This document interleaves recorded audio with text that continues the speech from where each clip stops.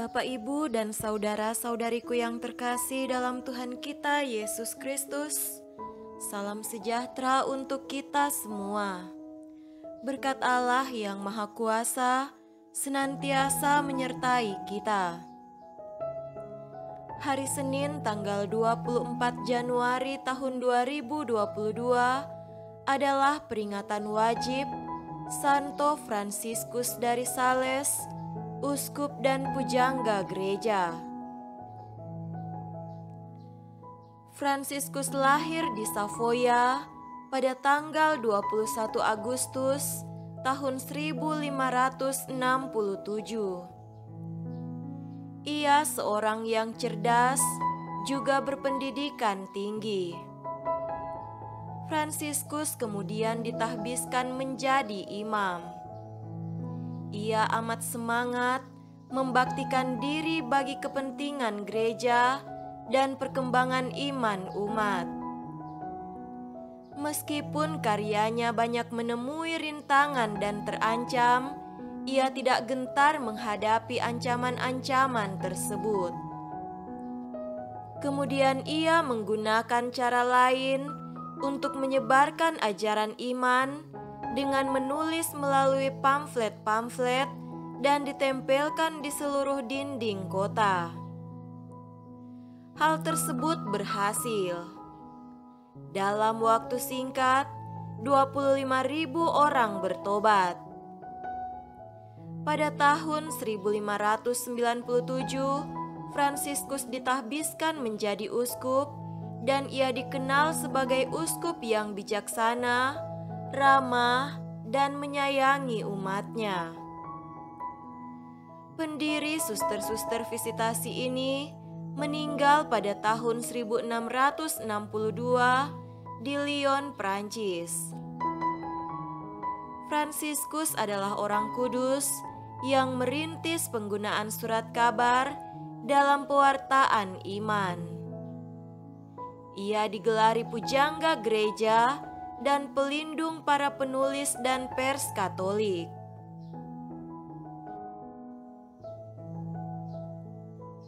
Marilah kita mendengarkan dan merenungkan bacaan-bacaan kitab suci. Bacaan pertama dari kitab kedua Samuel pasal 5 ayat 1 sampai 7 dan ayat 10. Lalu datanglah segala suku Israel kepada Daud di Hebron dan berkata, "Ketahuilah, kami ini darah dagingmu. Telah lama ketika Saul memerintah atas kami, engkaulah yang memimpin segala gerakan orang Israel. Dan Tuhan telah berfirman kepadamu, engkaulah yang harus menggembalakan umatku Israel, dan engkaulah yang menjadi raja atas Israel." Maka datanglah semua tua-tua Israel menghadap raja di Hebron. Lalu Raja Daud mengadakan perjanjian dengan mereka di Hebron di hadapan Tuhan. Kemudian mereka mengurapi Daud menjadi raja atas Israel. Daud berumur 30 tahun pada waktu ia menjadi raja. 40 tahun lamanya ia memerintah. Di Hebron, ia memerintah atas Yehuda 7 tahun 6 bulan, dan di Yerusalem ia memerintah 33 tahun atas seluruh Israel dan Yehuda. Lalu raja dengan orang-orangnya pergi ke Yerusalem, menyerang orang Yebus, penduduk negeri itu. Mereka itu berkata kepada Daud, "Engkau tidak sanggup masuk kemari. Orang-orang buta dan orang-orang timpang akan mengenyahkan engkau." Maksud mereka, Daud tidak sanggup masuk kemari. Tetapi Daud merebut kubu pertahanan Sion yaitu kota Daud. Lalu makin lama, makin besarlah kuasa Daud, sebab Tuhan Allah semesta alam menyertainya. Demikianlah sabda Tuhan. Syukur kepada Allah.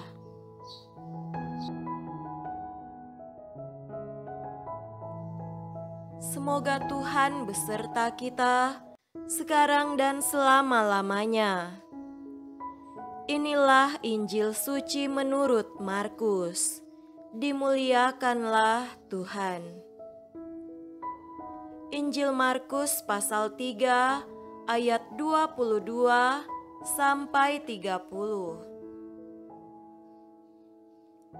Dan ahli-ahli Taurat yang datang dari Yerusalem berkata, "Ia kerasukan Beelzebul, dan dengan penghulu setan ia mengusir setan." Yesus memanggil mereka, lalu berkata kepada mereka dalam perumpamaan, "Bagaimana iblis dapat mengusir iblis? Kalau suatu kerajaan terpecah-pecah, kerajaan itu tidak dapat bertahan, dan jika suatu rumah tangga terpecah-pecah, rumah tangga itu tidak dapat bertahan. Demikianlah juga kalau iblis berontak melawan dirinya sendiri, dan kalau ia terbagi-bagi, ia tidak dapat bertahan, melainkan sudahlah tiba kesudahannya. Tetapi tidak seorang pun dapat memasuki rumah seorang yang kuat untuk merampas harta bendanya, apabila tidak diikatnya dahulu orang kuat itu. Sesudah itu, barulah dapat ia merampok rumah itu. Aku berkata kepadamu, sesungguhnya semua dosa dan hujat anak-anak manusia akan diampuni, ya, semua hujat yang mereka ucapkan. Tetapi apabila seorang menghujat Roh Kudus, ia tidak mendapat ampun selama-lamanya, melainkan bersalah karena berbuat dosa kekal. Ia berkata demikian karena mereka katakan bahwa ia kerasukan roh jahat. Demikianlah sabda Tuhan.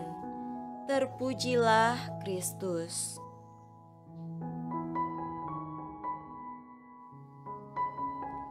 Saudara-saudariku yang terkasih dalam Tuhan kita Yesus Kristus, tema renungan kita pada hari ini adalah persatuan dengan Allah dan sesama.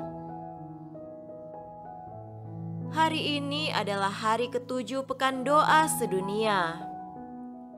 Pada Pekan Doa Sedunia ini, Gereja Katolik turut dalam doa untuk kesatuan umat Kristiani sesuai dengan pesan dan doa Yesus agar para muridnya bersatu seperti Yesus dan Bapa adalah satu. Persatuan ini nyata dalam pengamalan cinta kasih. Gereja-gereja sedunia berusaha menanggapi kehendak Yesus untuk hidup dalam persatuan yang dilandasi cinta kasih sebagai kesaksian hidup bagi dunia. Paus Benediktus ke-16 menyatakan bahwa kesatuan itu bersifat hakiki untuk hidup dan perutusan gereja di dunia. Tantangan untuk persatuan ini juga disampaikan oleh Yesus kepada ahli-ahli Taurat yang datang dari Yerusalem dan mencap Yesus sebagai kerasukan roh jahat dan mengusir setan demi penghulu setan. Dengan mencap Yesus seperti itu, ahli-ahli Taurat menolak Roh Kudus yang mengerjakan karya-karya baik dalam diri Yesus. Ahli-ahli Taurat juga menolak terang-terangan kasih karunia Allah dan pengampunan yang diberikan kasih karunia itu. Sikap seperti itu dengan sendirinya menempatkan orang di luar keselamatan. Tetapi kasih karunia Allah masih juga merubah sikap itu sehingga orang kembali dapat menerima kasih karunia itu.